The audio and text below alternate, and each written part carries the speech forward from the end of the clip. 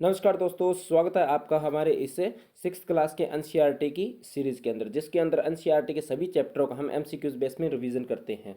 तो चलिए शुरू करते हैं। और अगर आप रिवीजन करते रहेंगे तो गारंटी है आपकी 100% आप यूपीएससी में सेलेक्ट हो जाएंगे।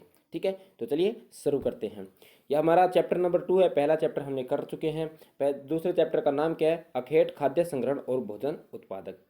ठीक है, सबसे पहले हम इसका एक मेंस का क्वेश्चन देखते हैं। और ये इसका जो आपका आंसर है या उसका जो स्रोत है वह आपको एनसीईआरटी की जो बुक है उसके पेज नंबर 2 में, यानी जो सेकंड जो चैप्टर है उसके पेज नंबर 2 पर इसका आंसर आपको मिल जाएगा। उस पर पढ़ के आप इसको लिखने का प्रयास कीजिए। अगर आपसे सही से नहीं लिखा जा पा रहा है तो आप कमेंट बॉक्स में लिख दीजिए, हम इसका प्रैक्टिस कर लेंगे। क्या कहता है? प्राचीन समय काल में आरंभिक मानव एक स्थान पर स्थिर न बन रहकर स्थानों की माने नए नए स्थानों की खोज करते थे। अपने विचार अनुसार मुख्य कारणों पर प्रकाश डालिए। यानी ये क्वेश्चन कहता है भी जो प्राचीन काल का मानव था एक जगह स्थिर ना रहकर जगह जगह पर यानी अपने स्थान बदलता रहता था, तो इसके कारण क्या थे? ठीक है, तो इसका आंसर लिखना है। आप इसका आंसर 150 वर्णों में लिख सकते हैं। ठीक है, जो पहला जो हमारा क्वेश्चन क्या कहता है? भाई निम्नलिखित कथनों पर विचार कीजिए। भारतीय पुरा पाषाण काल में शुतुरमुर्ग के जीव के वास मिलते हैं। ठीक है, दूसरा कथन क्या कहता है? इस काल में महिला पुरुषों के समान शिकार किया करती थी। तो इसका जो पहला कथन है वह हमारा सत्य है। ठीक है, जो दूसरा कथन है इसमें कहा जो महिला पुरुषों के समान शिकार करती थी, तो ये चीज़ संभाविक हो सकती है, भी शायद वह कर सकती होंगी, मगर 100% ये इस बात को कहना ये गलत होगा। तो इसका जो दूसरा कथन हम गलत कह सकते हैं। क्यों कह सकते हैं?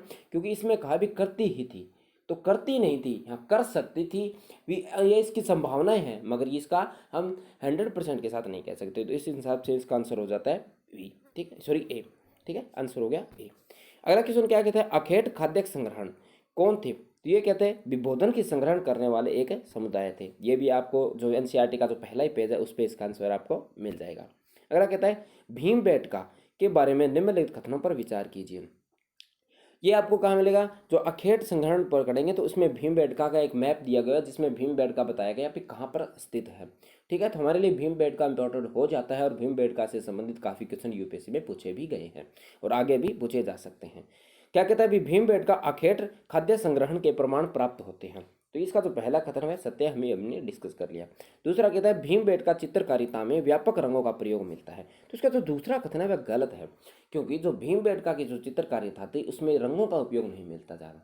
उनमें क्या था? जैसे हम जो छड़ी नुमा की आकृति मिलती है जिसमें शिकार करने से संबंधित हो गया।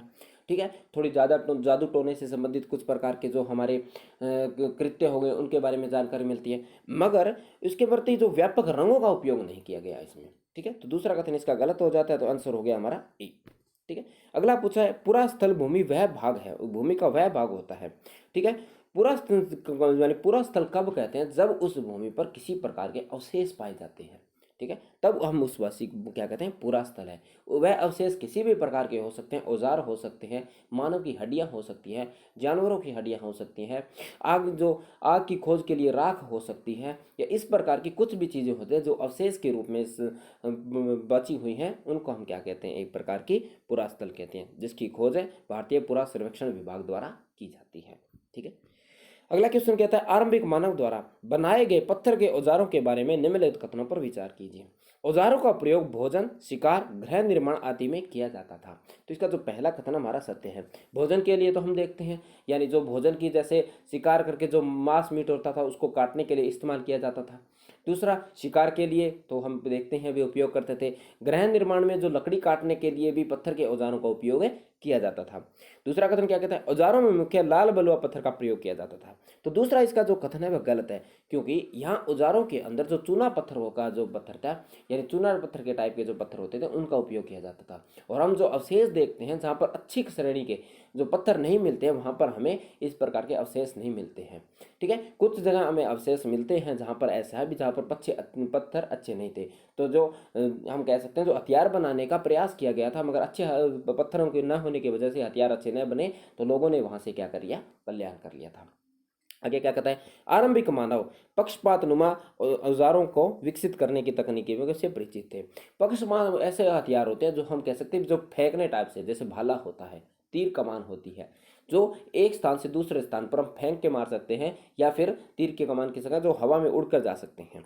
ठीक है, तो ये भी कथन सत्य है, क्योंकि जो लकड़ी में बांध कर जो यानी पत्थर के जो औजार आगे नोकेले बनाए जाते थे, इस प्रकार के, जैसे ये हम कह सकते हैं इस प्रकार के जो भाले टाइप में बनाए जाते थे, तो वह पक्षपात टाइप के एक होते हैं।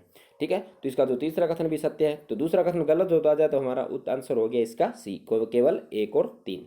ठीक है, अगला क्या कहता है, यह एक व्यापक ताजे पानी कुएं झरने में लिए प्रसिद्ध है। यहाँ बांध निर्माण के उत्कृष्ट उदाहरण मिलते हैं। यहाँ राख के अवशेष भी मिलते हैं। निम्न कथन किन गुफाओं के लिए प्रयुक्त हैं? तो ये गुफाएं कौन सी हैं? ये कुन्नूर की गुफाएं हैं। ठीक है, जो राख के अवशेष कुन्नूर की गुफाओं के अंदर मिलते हैं, जिससे हमें ये पता चलता है भी उस समय का जो मानव था वह आग जलाना सीख गया था, और कहीं न कहीं भोजन पकाने जैसी स्थिति भी, यानी भोजन पकाने की तकनीक भी सीखी है। साथ ही साथ जो आग का उपयोग है वह कहीं न कहीं जो जंगली जानवर थे उनको भगाने के लिए, रोशनी करने के लिए, खाने पकाने के लिए, इस या हम कह सकते भी अधिक ठंडी अवस्था के अंदर कहीं न कहीं गर्मी पहुँच यानी गर्मी के लिए भी इसका उपयोग किया जा सकता था। ठीक, तो आज की वीडियो में इतना ही। जो चैप्टर नंबर 2 था हमारा, उसके हमने एमसीक्यूज देख लिए हैं। अगर आप ये सारे क्वेश्चन कर पा रहे हैं तो बहुत अच्छी बात है, अगर नहीं कर पा रहे हैं तो एक बार आप जाकर दोबारा उस चैप्टर को पढ़िए और दोबारा इस वीडियो को देखकर आप एमसीक्यूज लगाने की प्रैक्टिस कीजिए, और साथ ही साथ अपनी रिवीजन करते रहिए, जिससे कि आपका यूपीएससी में सिलेक्शन 100% हो जाएगा। ठीक है, तो चलिए मिलते हैं नेक्स्ट वीडियो के अंदर। अगर वीडियो आपके लिए हेल्पफुल होती है तो प्लीज़ आप चैनल को सब्सक्राइब कर लीजिए। ठीक है, तो मिलते हैं नेक्स्ट वीडियो में।